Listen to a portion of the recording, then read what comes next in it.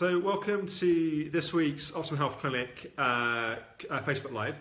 And firstly, my apologies that there was no Facebook Live last week. I wish I had a good, well thought out excuse. The truth is that it was my birthday and I forgot.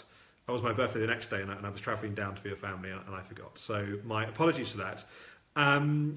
But for my birthday, I got these very funky new AirPods, which means I hope that you guys can hear what I'm saying. And I'm also hoping that it's going to give better quality audio to these Facebook Lives as well. So this week, I wanted to talk about asking for help. And I want to talk about it specifically, actually, in a wider context than just ME, chronic fatigue, fibromyalgia recovery. What stimulated my kind of thought process of wanting to do a Facebook Live around this is often in my kind of friendship circle, kind of outside of my Optimum Health Clinic life. I'm one of those people that, because of the kind of psychology background I have and the work that I do, I'm one of those people that people tend to reach out to when they are in a difficult place and they're needing help and support. And there's been a few instances in the last few weeks where people have reached out to me, as I say, outside of Optimum Health Clinic kind of life, as it were, that were in difficult places personally for different reasons. And what I was struck by with those situations was how isolated those people felt in their experience, and their sense that they felt like they were the only one that was having these kinds of feelings and thoughts and emotions, and that in some way that made them, you know, a bit mad or crazy, whatever that is. And it struck me how often people will suffer in being in a difficult place on their own and not communicate that. And then in my kind of also my wider kind of reflections and just kind of thought process around this, many of you guys will be aware that the lead singer of a band called Linkin Park committed suicide a few weeks ago. And Linkin Park, one of my favourite bands, and I was personally quite affected by it and also quite shocked that happened. And I think a lot of people in the singer's life were also very shocked by what happened. And what it made, and you know, looking back on concert footage over recent months, it was no evidence at all that, and obviously, you know, what someone does on stage can be different to what's happening in their life, but no evidence at all that there was any sign of distress and struggle that was going on. And so it's also interesting doing the kind of work that we do at the clinic, but also prior to me personally working with people with ME, chronic fatigue and fibromyalgia, just working more generally. Therapist, my wife was trying to call me to the session, as a therapist or a practitioner, but you working with many people come in and telling you their struggles and their difficulties, and you kind of start to realize something that's kind of fundamental to life, which is that we are all messed up, or to put it in more blunt language, which I hope doesn't offend anyone, we're all fucked up. And the problem is people don't talk about it. And in many ways, the starting point to a more functional life is the acknowledgement and recognition that we all have things that we struggle with. Be that something you know, more significant in terms of impacting our life, like ME, chronic fatigue, fibromyalgia. Be it someone that's struggling with, at times in their life, with periods of stress and anxiety. Someone struggling with periods of depression or overwhelm.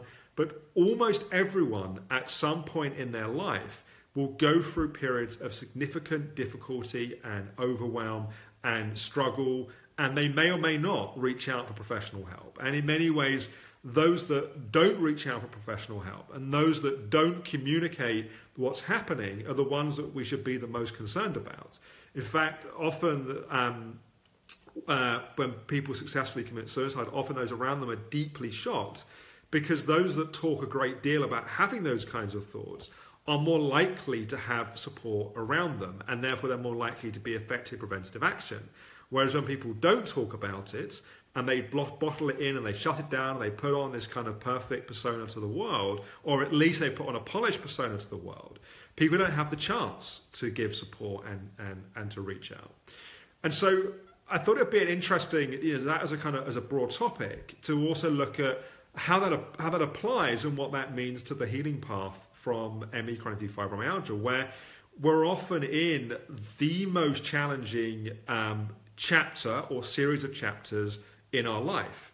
We're dealing with the most difficult experience, often which is incredibly isolating physically, because we're unable to go and do all the things that we would normally do in our life, but also deeply isolating psychologically, because the things we're experiencing are very difficult for those around us to comprehend, make sense of, and to understand. And there's a kind of added level of isolation that comes in with that. And so if what we're saying is that accepting that we all suffer and we all have difficult experiences is the kind of the starting point to things getting better, it's because that's the stepping stone towards feeling more able to talk about our experience. And that's one of the reasons why people bond so deeply on things like internet forums, because people don't talk about their struggles and their feelings and their experiences. That causes isolation, and then when people find people that have had similar experiences and they connect on an internet forum or in a support group or something like the 90-day program or the psychology programs we offer at the clinic, there's something that's incredibly bonding by the fact that people can talk to other people that have had that kind of experience and can share what's kind of similar and what's familiar in that.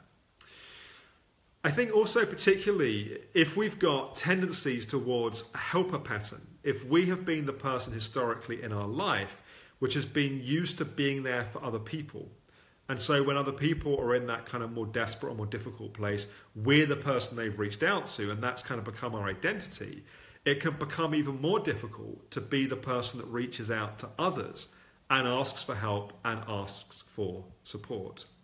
And yet sometimes that can be hugely important and sometimes crucial. And it's an interesting thing because on one hand, you would have heard me talk about things like we have to be the captain of the ship of our own recovery. That we do have to be responsible for our recovery process. And someone comes to the Optimum Health Clinic, it's not like suddenly you can we take on the burden of all the responsibility of your recovery process. Of course, we will do the best we can to provide the best guidance and support we can to help you, but you have to be responsible for the implementation of that and the follow through of that and kind of the day-to-day execution of what you've been taught. So it's a kind of interesting balance between, on one hand, we have to be responsible and we have to captain our own ship and we have to kind of drive that process forward. And yet, on the other hand, we need to be able to ask for help. And we need to be able to reach out to others. And often if we have that tendency towards being the helper and being the one that feel like we have to on our own, we have all kinds of story about if we reach out to others, they won't support us. Either they won't be able to, or they won't want to, or they'll reject us, or they'll think that we're weak, or we'll feel like a failure. We have all this kind of stuff that kind of goes on with that. Or we have story around our problems aren't important. That other people are suffering more than us, or it's like, even if I do talk to them, if I do reach out for help, there's no point. They won't help me. It won't make any difference. And so we become more and more kind of bottled up and kind of locked away in terms of our experience. And so really what I wanted to say here was that sometimes we need to ask for help. And that can be asking for help from friends, from family, asking for practitioner help, professional help. Sometimes it can be a case of just those people that are around us in our life being more emotionally honest in terms of our experience. Sometimes we can feel like that nothing's going to get better until we have an absolute clarity on what's wrong with us, why it's wrong with us, what the plan is, how we're going to get out of it, how we're going to change it. And it's like, if someone can't provide that for us, there's no point in talking about it. And that kind of drives us deeper into the sense of isolation and the sense of hiding away.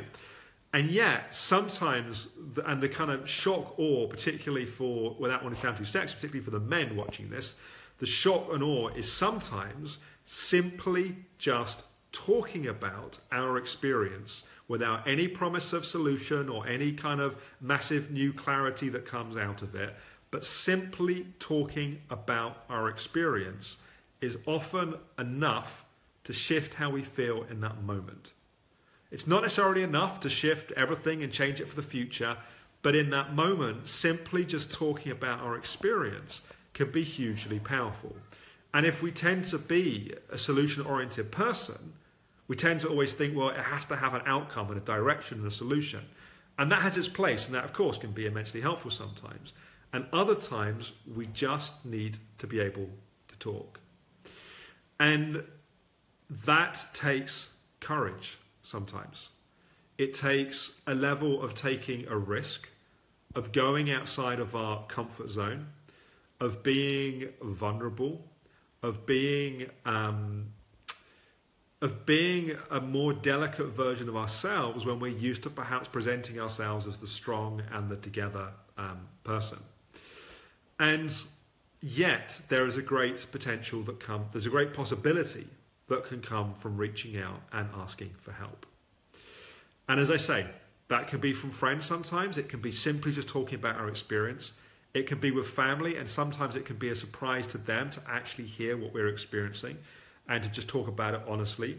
And it can also be professional help, and that can be strategic kind of support and, you know, intervention in terms of what we would do therapeutically at the clinic. And it can sometimes be different help and support to that, depending upon what's going on.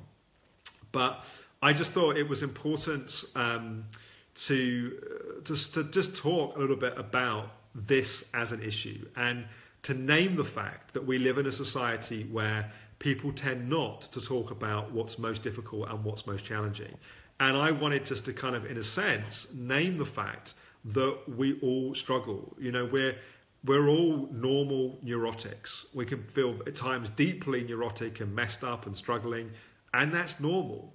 And yes, there are people where, you know, it crosses over more into a mental health issue and needs a mental health diagnosis, and that's still remarkably common in society.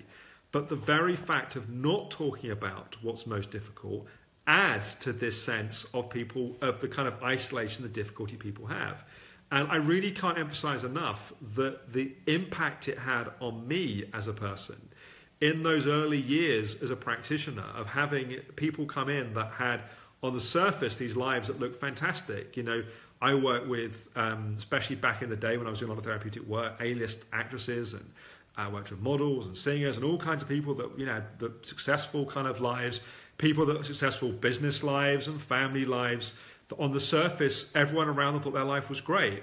And they would come and they'd be telling me how much emotional pain they were in, and how difficult their life was, and how much they were struggling. And there was something that was just very normalizing about hearing people talk in that way. And I would love to see society talk more in that way. Because the more people that talk in that way, the more it normalizes that, the more people are going to talk in that way, if that makes sense. You know, to put it bluntly, and I don't mean this as a judgment or as a responsibility on people, but we're kind of either part of the problem or part of the solution. And if we want to live in a world which is more open and more honest and more transparent and more supportive of people having difficult times, then we have to actively participate in cultivating that world. And it's true to say that, and Susan said, I certainly realized who my true friends were when I was ill, and unfortunately not everyone takes time to listen when you need to share. And that's true. And that's one of the things that can be so bruising about this, that we open ourselves up, and sometimes we're met with absolutely the support and the care that we need, and other times we're not. Other times we're met with a kind of dismissal, or someone trying to just offer a kind of surface level fix to the problem, or it's kind of a little bit dismissing, or they go off into what's so bad in their life and take the spotlight away from your experience, put it onto them. And that's difficult when that happens. And that sometimes we get the right person on the wrong day, and then sometimes we get the wrong person. And so that's why it takes courage. And I guess there's also a certain amount of learning about who we can and who we can't talk to.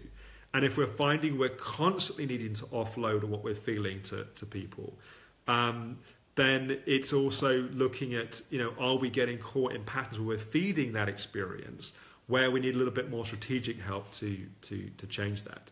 And Trey says, yes, it can be crushing when you do open up. And it's true, it can. And that can make us want to close up more. And part of what I'm speaking out against is trying to avoid that tendency to close up more, to try and not take that personally and make it about us, but to see it about what's happening in that person and not taking it personally. And it's true what Port says, that there's a select few that will always be there. And certainly one of the things that happens when you go for an experience like ME, chronic fatigue fibromyalgia, you certainly learn who your friends are. And sometimes you've got to make a whole bunch of new friends. And that can take some time and be challenging as well.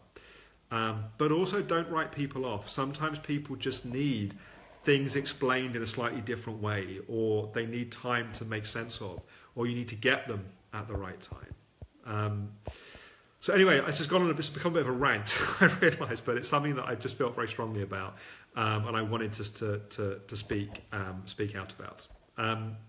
So please do post questions, suggestions for future topics. I know there's been a few emails that have come in over the last week or two that I've not replied to yet, people proposing topics, or I've not at least had a chance to do a Facebook Live on them. So thank you for those, and I will cover those best I can in future sessions.